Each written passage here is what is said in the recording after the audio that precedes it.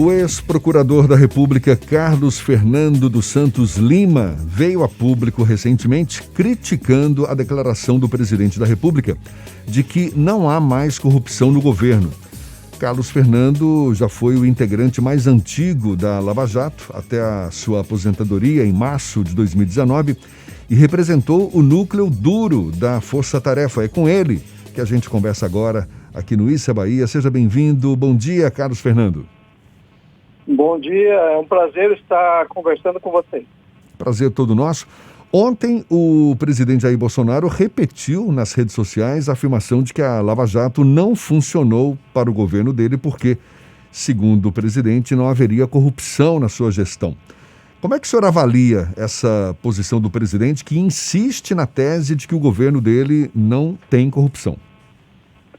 Eu creio que é uma mentira deslavada do presidente, uma forma de tentar esconder o fato de que o governo dele é sustentado pelas mesmas forças políticas que foram reveladas na Operação Lava Jato como os principais partidos envolvidos na corrupção.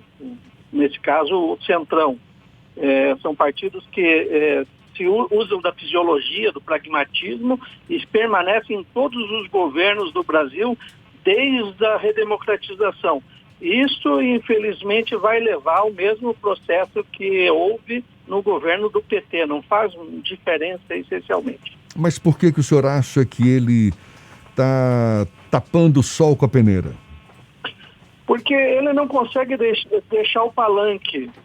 Jair Bolsonaro efetivamente não governa. Ele vive sempre de manifestações típicas eleitorais. Então, a única preocupação dele efetivamente neste momento é salvar a sua família e conseguir a reeleição. E para isso, a partir do momento que ele foi bastante constrangido pelo inquérito do Supremo, pelas investigações do Supremo, levou ele a um pragmatismo total. Agora, nós não temos privatizações, nós não temos um plano de governo de combate à Covid, nós não temos um plano econômico efetivamente, mas nós temos um plano de reeleição de Bolsonaro. E quais são os indícios de corrupção que o senhor enxerga no governo Bolsonaro? Bom, primeiro, nós temos espraiado pelo Brasil inteiro uma série de nomeados dos mesmos grupos que nomearam os dirigentes da Petrobras. Os mesmos grupos que nomearam pessoas para a Eletrobras, mesmos grupos que tiveram espraiados pelo governo anterior, cargos por todos os lados. Nós vemos isto na distribuição de verbas para esses grupos políticos. Não há como escapar disso. Agora, por exemplo, ontem, caso emblemático daquele vice-líder do governo Bolsonaro, e nós vamos ver isso repetido agora no governo de Rondônia. Isso vai acontecer com verbas federais que foram para lá. Então, essas coisas continuam acontecendo e vão acontecer, independente de Bolsonaro falar ou não falar, discutir ou não discutir. Por quê? Porque é assim que funciona o nosso presidencialismo de coalizão, infelizmente. Fernando, o seu xará Fernando aqui falando, o lavajatismo em um dado momento a gente começou a tratar como uma espécie de força política, apesar de não ser necessariamente uma força partidarizada. Ele aderiu ao modelo de governo com o presidente Jair Bolsonaro e especialmente com a chegada do ex-juiz Sérgio Moro no governo. O senhor acredita que há um afastamento das teses defendidas por esse grupo da Lava Jato a partir do momento que o Sérgio Moro deixa o governo, ou o governo ainda tem algum tipo mantém algum tipo de relação com as ideias primordiais desse grupo, aquele grupo que gerou as 10 medidas contra a corrupção, por exemplo? Ele ainda conversa com esse agrupamento? Primeiro, veja bem que não houve uma adesão, nem caberia haver uma adesão da Lava Jato ao governo Bolsonaro. Houve uma adesão individual de Sérgio Moro, que acreditou nas promessas mas boa parte de nós, procuradores especialmente, mantivemos um afastamento profilático, porque nós não temos que nos meter na atividade política. Nós podemos fazer propostas no sentido da grande política de distribuição de justiça no Brasil. Foi isso a campanha das 10 medidas contra a corrupção. Mas, efetivamente, o governo Bolsonaro foi um estelionato em termos de combate à corrupção. Não houve, a partir do momento do escândalo da rachadinha e do acordão entre Toffoli e Rodrigo Maia, não houve nenhum apoio do presidente da República a nenhuma das teses defendidas pela Operação Lava Jato, que são teses que não envolvem todos os aspectos da política, porque nós temos que discutir por que as campanhas políticas são tão caras, por que nós temos tantos partidos, por que os caciques partidários mandam distribuir o dinheiro como eles querem dentro dos partidos, dinheiro público e dinheiro ilícito desviado. Então, mas apesar disso, evidentemente, alguns acreditaram. O Sérgio Moro acreditou e infelizmente, ele verificou um pouco tarde de que não era nada disso verdade. A Lava Jato não pretende ser um movimento político, ela apenas mostrou para a população como funciona a política brasileira, independente do partido. O senhor, é um sistema. O senhor acompanhou o processo inicial da Lava Jato, inclusive quando ela tomou as maiores proporções. Hoje ela, inclusive, está com uma das fases, um dos desdobramentos, cumprindo um mandado de prisão aqui em Salvador. Talvez seja a operação mais longa da história do Ministério Público Federal, envolvendo a Polícia Federal. O senhor acredita que ainda existe elementos para que a Operação Lava Jato seja prorrogada? Em setembro a gente teve essa discussão se a força-tarefa seria prorrogada ou não. O senhor que acompanhou esse momento ainda tem o que se desvendar a partir da Operação Lava Jato? A Operação Lava Jato é uma operação, ela tem que, como um avião, ela tem que subir, ela tem um plano de cruzeiro, um voo de cruzeiro e tem que descer, efetivamente, tem que aterrissar. Todas elas são temporárias, por natureza. Nada disso é definitivo. Infelizmente, essa discussão ela está mal colocada, porque a operação ela tem muito trabalho a fazer, mesmo que ele não seja um trabalho de grande impacto midiático, porque são mais de 75 fases, eu não sei que fase que está, 76, 77, mas ela juntou muitos documentos e precisa agora fazer o rescaldo, como nós chamamos, que é uma análise, um pente fino de tudo aquilo que não pôde ser analisado nesse período todo. Existem documentos, com certeza, mídias que não foram ainda analisadas devidamente, porque existe uma limitação humana muito grande, tanto da Polícia Federal, da Receita e do Ministério Público. Então, há muito trabalho para fazer. É um trabalho agora de formiguinha, não mais com a mesma característica inicial da operação, mas ainda um trabalho muito importante. Seria uma irresponsabilidade não fazer esse trabalho, porque mais cedo ou mais tarde as pessoas vão descobrir que passou algum dado, alguma coisa significativa no passado e vão culpar a operação. A operação não pode ser culpada desta morte prematura que estão programando para ela. Carlos, a gente está conversando aqui com o ex-procurador da República, Carlos Fernando dos Santos Lima. Alguns dos mais renomados advogados do Brasil chegaram a redigir uma carta criticando a Operação Lava Jato, afirmando que ela viola ou violou em diversos momentos as garantias constitucionais, os direitos fundamentais previstos na Constituição, violações, por exemplo, referentes a vazamentos seletivos de informações sigilosas, prisões que teriam sido usadas para forçar acordos de delações premiadas, a ignorância ao princípio da presunção de inocência. O senhor reconhece que houve falhas nesse sentido, nessas áreas da Lava Jato ao longo de toda essa história dela?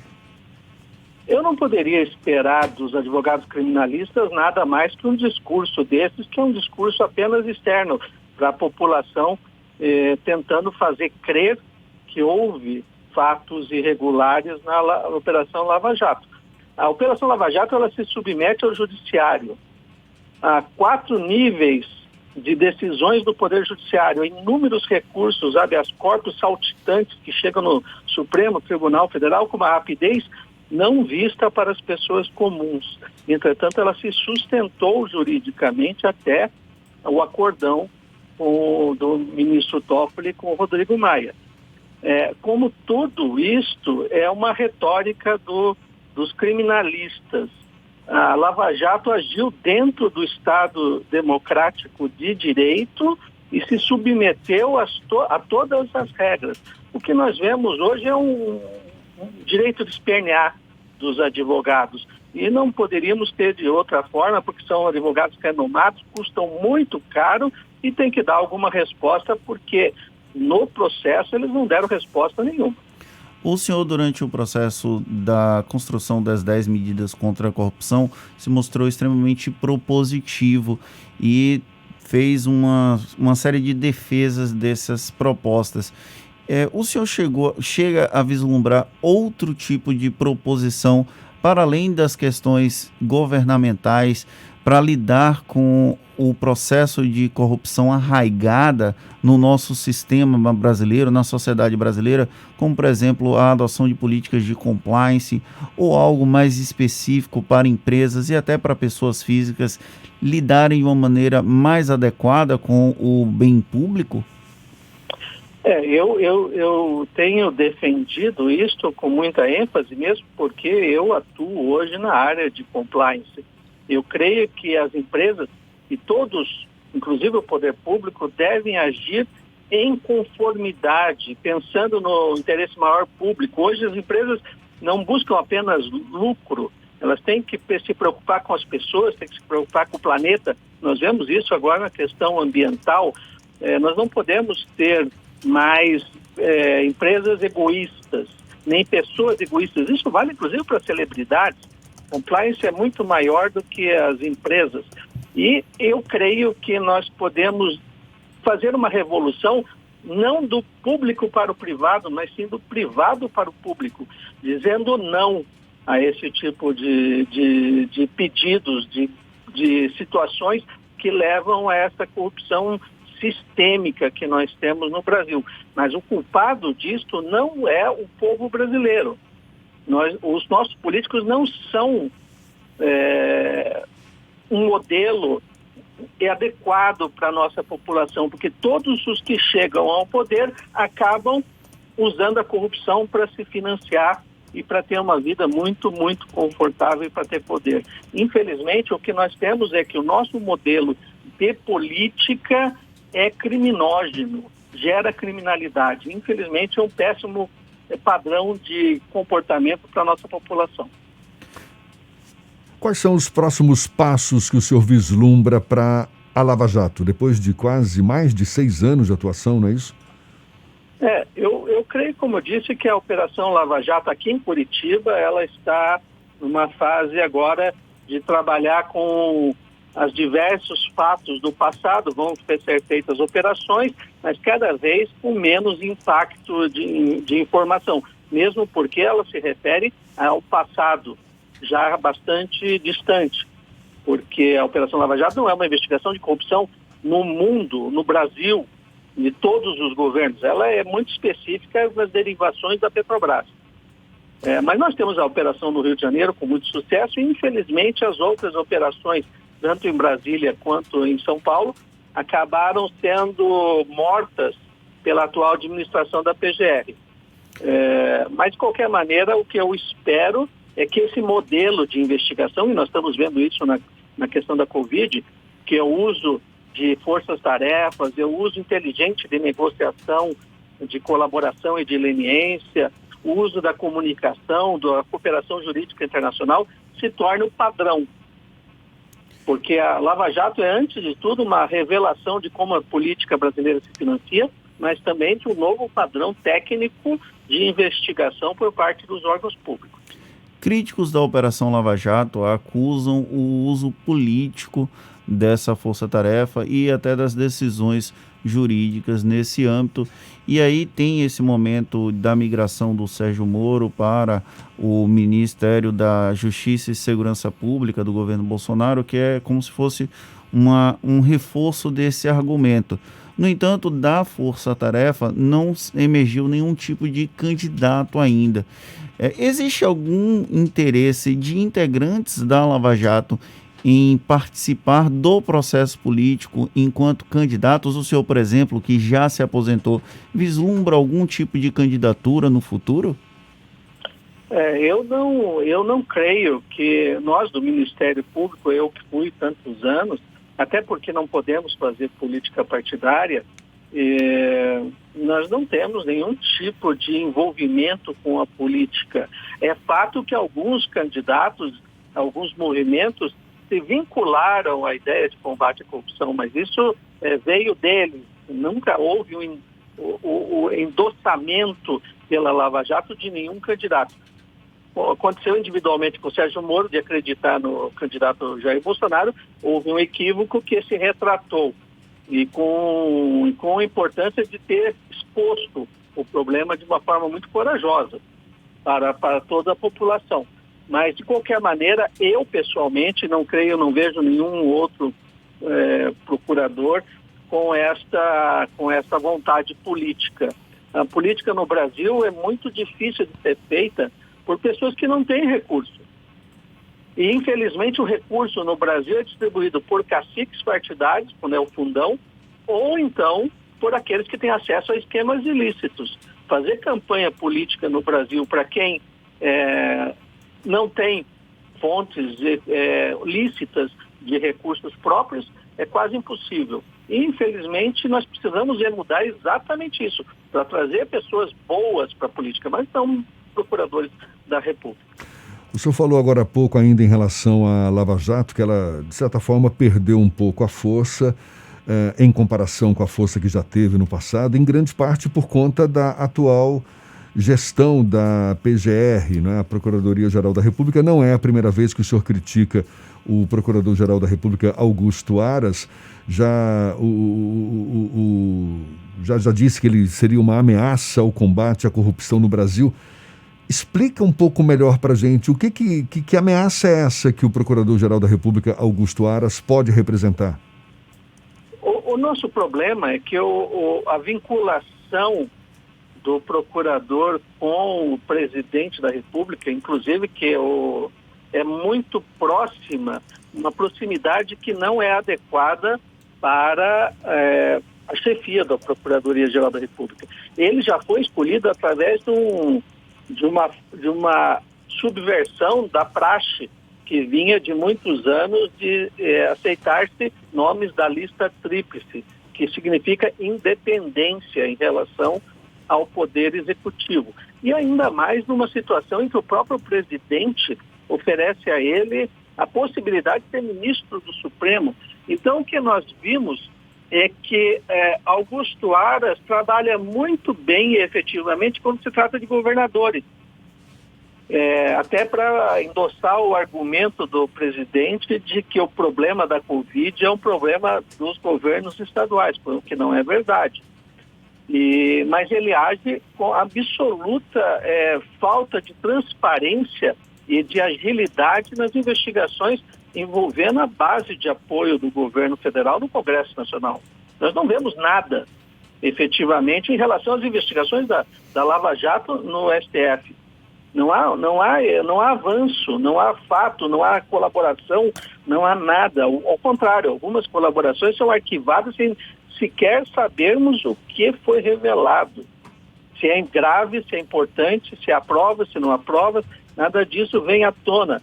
Então, o que nós temos é uma gestão que está matando a Operação Lava Jato, matou em São Paulo, matou no próprio gabinete da Procuradoria-Geral da República, está estrangulando as investigações no Rio de Janeiro e em Curitiba, dificultando o trabalho de procuradores pelo Brasil inteiro. Isso é muito grave e essa é uma coisa que nós temos que denunciar com muita força e muita propriedade, porque a população tem que saber o que está acontecendo. Carlos Fernando, ex-procurador da República, Carlos Fernando dos Santos Lima, muito obrigado pela sua disponibilidade, pela sua participação aqui conosco no Isso é Bahia. Um bom dia e até uma próxima, então. Bom dia, é um prazer. É mais uma conversa que você pode conferir na íntegra logo mais nos nossos canais no YouTube, Spotify, iTunes, Deezer e Instagram. 8h47 na Tarde FM.